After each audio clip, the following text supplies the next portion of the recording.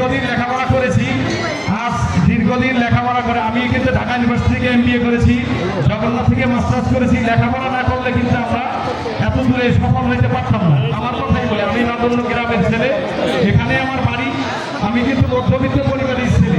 আমি আজ আমেরিকা গিয়েছি এই লেখাপড়ার সময়। আমার যদি শিক্ষাগত যোগ্যতা না থাকতো আমি কি পারতাম না?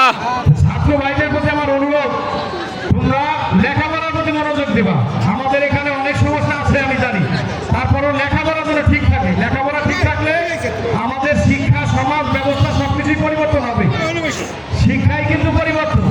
সুতরাং আমি বলবো যে আমাদের ভাই বন্ধু যারা আছে, আর আমি মাস্টারদেরকে অনুরোধ করবো যে আপনারা ঠিকমতো ক্লাস নেবেন। আপনারা সবাই শিক্ষানুরাগী হবেন। শিক্ষার প্রতি ছাত্রদেরকে আপনারা উপদেশ দিবেন। আপনারা কোচিং দিয়ে আপনারা মূলত ছাত্রদেরকে সুশিক্ষা দিবেন। বদনামটা কিন্তু গার্ডিয়ানদের হয় আর মাস্টারদের হয়। আপনারা কড়া শাসন দেবেন ছেলে মেয়েদেরকে। এটাই আমার বক্তব্য।